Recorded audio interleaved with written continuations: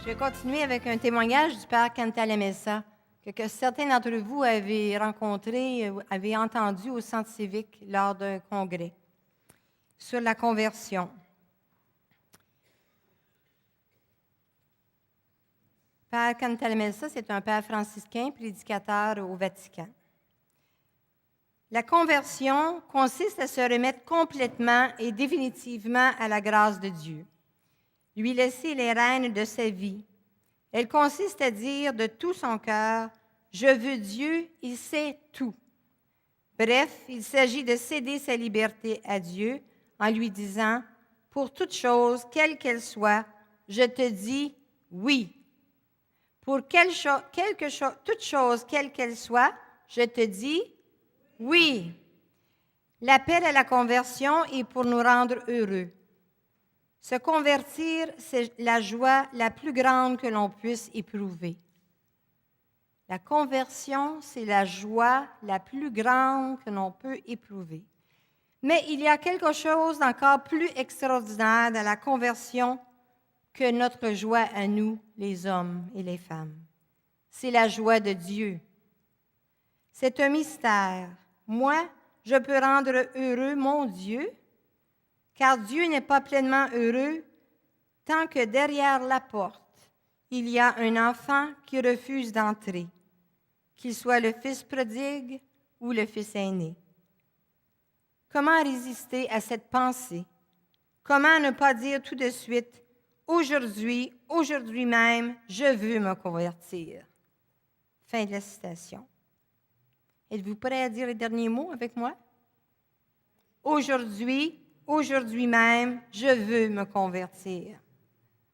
Vous l'êtes déjà, mais c'est toujours un chemin à continuer à faire. Alors, avant de continuer dans les fruits de l'esprit, parce que je ne veux pas manquer de temps, je vais vous parler d'un danger qui nous guette tous et toutes, parce que c'est important. C'est possible et même réaliste qu'après quelques années de cheminement, d'accumuler des habitudes pas trop évangéliques, la critique, la plainte inutile, pessimiste, peut-être un peu de paresse spirituelle. Nous allons en parler tantôt afin que nous puissions être pleinement libres de la liberté des enfants de Dieu. Je vais vous parler de la tiédeur. Vous savez, c'est quoi la tiédeur? Vous savez ce que Jésus a dit des personnes tièdes? La plupart des gens, ça a été direct au cœur.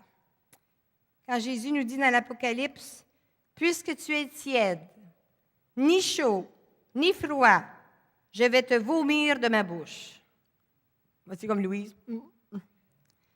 Oui, je la redis. « Puisque tu es tiède, ni chaud, ni froid, je vais te vomir de ma bouche. » Alors, qu'est-ce que c'est d'être tiède? C'est important, là. Les personnes tièdes, ce sont des personnes routinières qui vivent en offrant leur action par habitude à Dieu, qui se font une vie agréable, assez douce et n'aiment pas se faire déranger.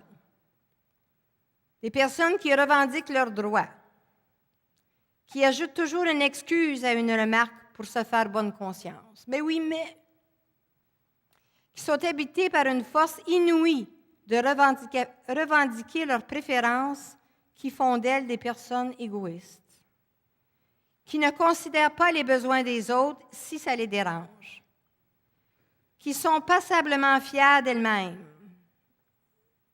assez fières d'elles-mêmes.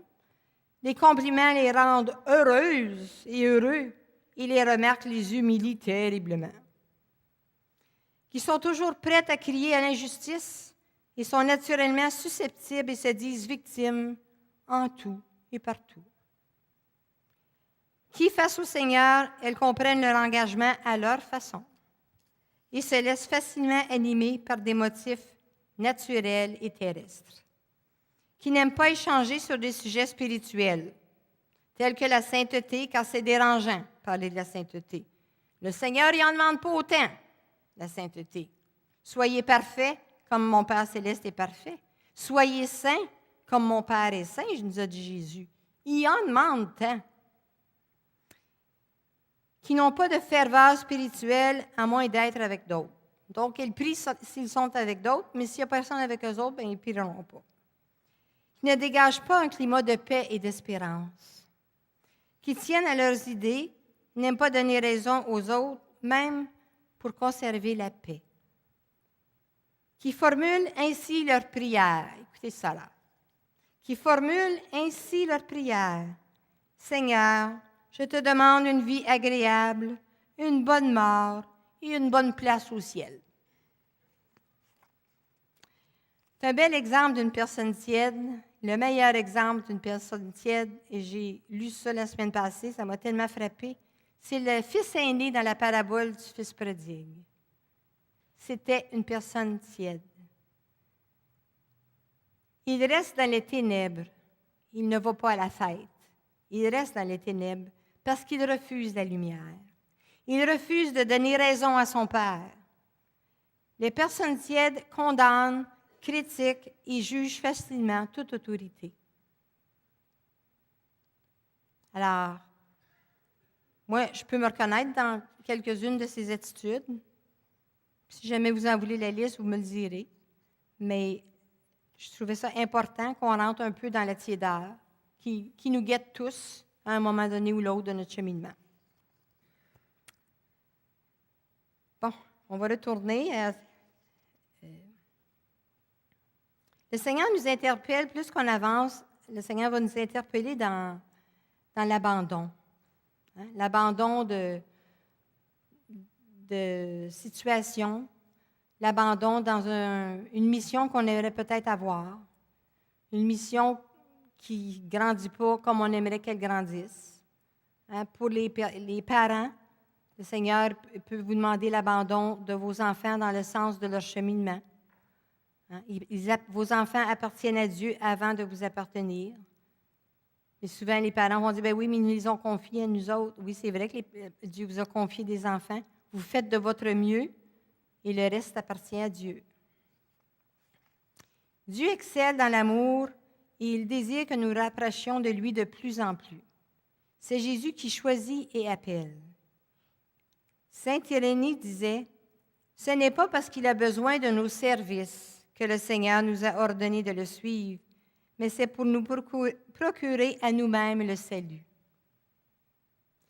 Car suivre le Seigneur, c'est avoir part au salut, comme suivre la lumière, c'est avoir part à la lumière. » Très beau. Alors, les événements dans la vie de chaque disciple, nous aussi, demandent une rencontre authentique avec le Seigneur. Marcher à la suite du Christ, c'est lier son cœur au sien. À la miséricorde, dans la définition d'un petit enfant à l'école qui avait demandé c'était quoi la définition de la miséricorde. Puis il avait dit c'est une corde qui est attachée après mon cœur et le cœur de Dieu. Ma misère qui est accrochée au cœur de Dieu par une corde. C'est beau. C'est lier son cœur au sien. C'est s'attacher de cœur au service du Maître. C'est d'entrer en communion avec lui. C'est croire que lui, c'est croire en lui et le confesser ouvertement. Dans l'Évangile de Saint Jean, il nous dit clairement, le Seigneur, comment ils vont voir que nous sommes disciples. À quoi est-ce que les gens vont reconnaître que vous êtes disciples? Ils reconnaîtront que vous êtes mes disciples par l'amour que vous aurez les uns pour les autres. L'amour que vous aurez les uns pour les autres.